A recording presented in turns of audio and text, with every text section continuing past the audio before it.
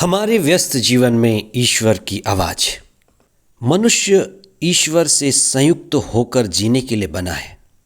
इसी बात को धर्मशास्त्र कहती है कि मनुष्य ईश्वर का प्रतिरूप है। मनुष्य ईश्वर से संयुक्त हो सकता है और ईश्वर से जुड़ने का माध्यम मार्ग प्रार्थना है। व्यक्ति या व्यक्तित्व जितना शक्तिशाली होता है उसका वचन भी उतना ही शक्तिशाली होता है। आज ईश्वर के दिव्य वचन की शक्ति के बारे में हम चिंतन करें। 40A का पहला सप्ताह 11 मार्च 2025 मंगलवार। पहला पाठ नबी इसायास का ग्रंथ अध्याय 55 पद संख्याएं 10 और 11, संत मत्ती का सुसमाचार अध्याय 6 पद संख्याएं 7 से 15 तक। कई जगहों पर हमारे देश में धर्मपत्नियां अपने पतियों का नाम नहीं लेती, हिचकिचाती हैं, वे टाल देती हैं। यहूदी लोग ईश्वर का नाम लेने से हिचकिचाते थे, वे ईश्वर का नाम टालते थे, ईश्वर का नाम लेकर नहीं पुकारते थे। इसलिए एक नाम है यह-वह, उसी से आता है यहोवा। यह ईश्वर की श्रद्धा के लिए कि वह श्रद्धा योग्य है, सबसे ऊंचा है, सर्वोत्तम है, एक तरह का भय पैदा किया। आज हम इसी पर चिंतन करें। प्रज्ञा ग्रंथ में एक बात बार बार कही गई है, प्रभु पर श्रद्धा प्रज्ञा की शुरुआत है। प्रभु पर श्रद्धा प्रज्ञा की शुरुआत है। श्रद्धा यानी गहरा विश्वास। ईसा ने अपने शिष्यों को तब तक प्रार्थना नहीं सिखाई जब तक शिष्यों ने ईसा से आग्रह नहीं किया। इसका कारण क्या रहा होगा? कोई भी ऊंची चीज, श्रेष्ठ चीज, कीमती चीज मुफ्त में नहीं दी जा सकती।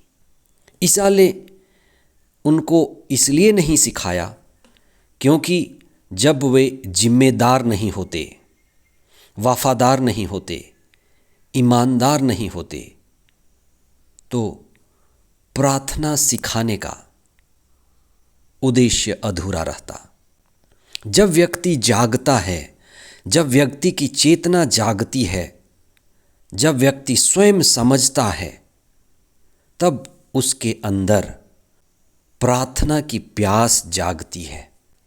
हम बहुत सारे छोटे बच्चों को परम प्रसाद क्यों नहीं देते? एक कारण ये भी है क्योंकि वे जागे नहीं हैं, होश में नहीं हैं। ईसा के प्रार्थना के प्रभाव से उनके शिष्य धीरे धीरे प्रभावित हुए। प्रार्थना का प्रभाव ईसा की शिक्षा में, ईसा के चिन्ह और चमत्कार में और उनके जीवन में झलकता था।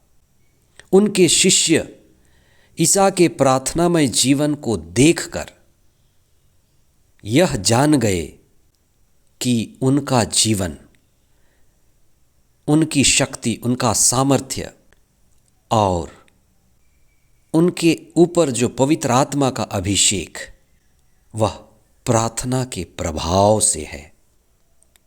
इसीलिए उन्होंने प्रार्थना सिखाने की भी बात कही। और जो प्रार्थना ईसा ने सिखाई वह ईश्वर से जुड़ने का मार्ग है। और प्रार्थना जिसे ईसा ने सिखाई, जिसमें श्रद्धा छिपी है, समर्पण छिपा हुआ है, पूर्णता का मार्ग है, और सबसे महत्वपूर्ण शब्द है तेरा राज्य आवे। इस दुनिया के आगे ईश्वर का राज्य है, अदृश्य राज्य, लौकिक राज्य। और ईश्वर अपना राज्य हम मनुष्यों के द्वारा स्थापित करना चाहता है। और उन्होंने आदम और हेवा के द्वारा जिसे हम पढ़ते हैं स्थापित करना चाहा। ईसा के द्वारा उसी राज्य को पुनः स्थापित करना चाहा। इसीलिए हम सतत प्रयत्न करते हैं, लगातार प्रयत्न करते हैं कि हमारे बीच, मनुष्यों के बीच ईश्वर का राज्य आवे।